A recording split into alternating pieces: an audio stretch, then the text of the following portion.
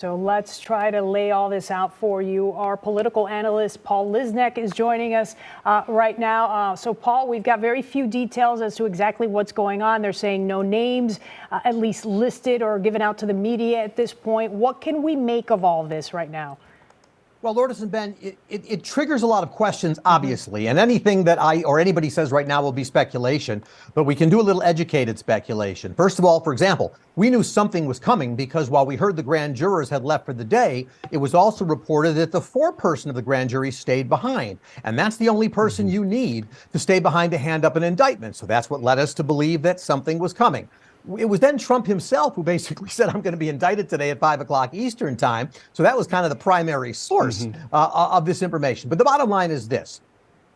I shouldn't say many people had expected that Jack Smith in this indictment would actually not want it sealed because by keeping it sealed, that allows the former president and certainly anybody affiliated with him and Republicans in Congress to have a field day by crafting the narrative. Paul, I'm going to stop you right there because we now have confirmation. The Associated Press reporting that Trump indicted in federal probe over efforts to undo election loss and subvert the transfer of power in the run-up to the January 6th riot. So we don't have details specifically yet from the indictment, but the Associated Press has confirmed that it was, in fact, the former president who was indicted this afternoon by that grand jury that's been listening to evidence in the January 6th and election interference probes. So, Paul, not uncharted territory here for Donald Trump to be indicted, as remarkable as that is. Do you view this particular grand jury, this particular indictment, and this particular case as being the biggest threat to Donald Trump at this point? Oh, I think it's probably the most significant threat against him. But again, difficult to say, Ben, because we don't know what the charges are. We know there's going to be obstruction. We know there's conspiracy because that's been indicated in the target letter. And by the way, one of the other things, and I don't know that AP would have reported this or not, or whether they know it, but the fact that this is sealed, is it only Donald Trump? Are there other people being indicted? There could be other names tied to this. You need at least one other name if you're going to have a conspiracy.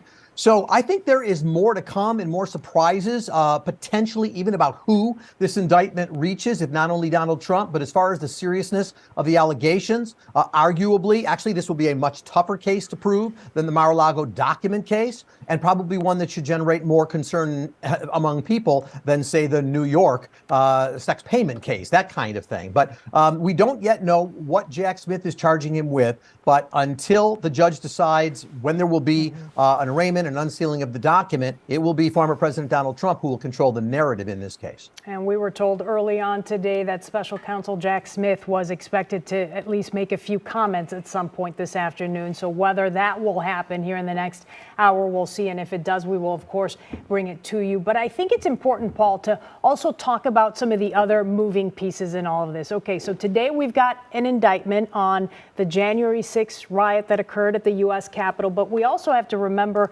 and you mentioned it just a minute ago, that there is this arraignment being scheduled for August 10th on the Mar-a-Lago documents. Can you sort of give folks a little bit more insight on that and what we can expect here in the coming week? Well, August 10th is the date that the third defendant in the Mar-a-Lago case is expected to enter a plea. He didn't do it this past week because, didn't have a Florida attorney. It's funny. I teach ethics in Florida, and there seem to be plenty of lawyers there. But for some reason, these delays happen as nobody's able to find a Florida lawyer. But Trump himself will have to then enter a plea with regard to the superseding indictment, which was also filed at the same time. So there is that. And let's also remember that we're now in the world of Georgia Fani Willis territory, because as of the 1st of August, she alerted everybody that indictments will be coming from her and that we could expect to see these in the next couple of weeks. So she may give some time for this federal indictment to quiet down a bit. Georgia will be a state case indictment, but I don't think there'll be any surprises among anybody if indeed an indictment against Donald Trump is issued by the state of Georgia. Paul, we now have a copy of that indictment that was just handed down in Washington, D.C. And producers, I've got it up on my computer screen if you want to take it. The United States of America versus Donald J. Trump, defendant. Count 1, conspiracy to defraud the United States. Count 2, conspiracy to obstruct an official proceeding. Count 3, obstruction of and attempt to obstruct an official proceeding. Count 4, conspiracy against rights.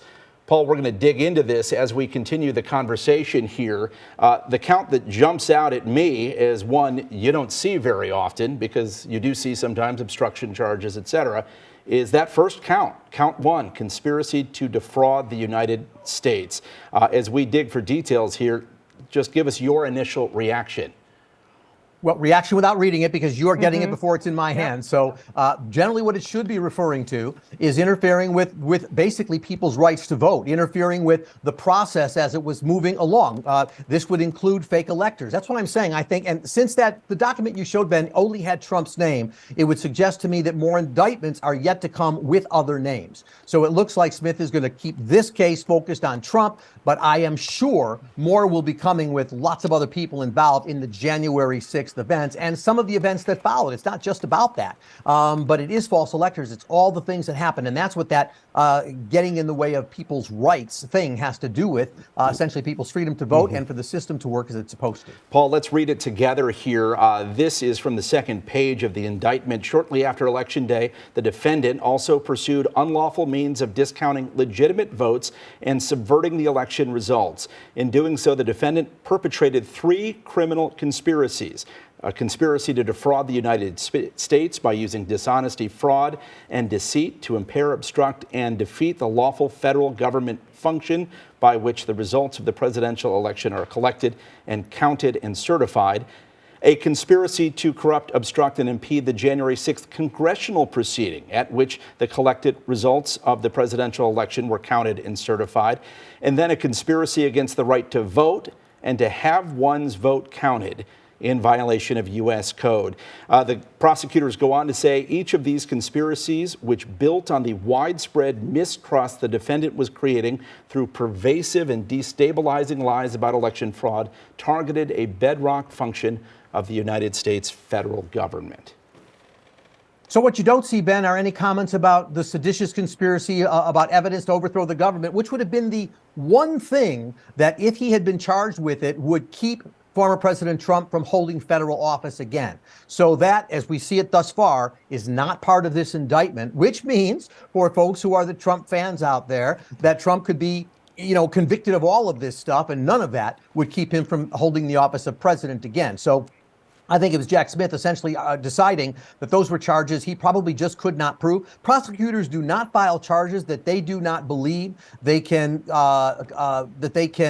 confirm beyond a reasonable doubt. And what I will all say is, again, not having read the indictment, but Smith tends to write speaking indictments, so I'm guessing there will be a lot. I don't know if you can tell me how many pages it is, but probably a speaking indictment giving a lot of details. But whatever it is where he shares with us, probably only half of what he's got available to him. All right, and it is a 45-page indictment, which we're all sort of trying to look through as we speak to you this afternoon.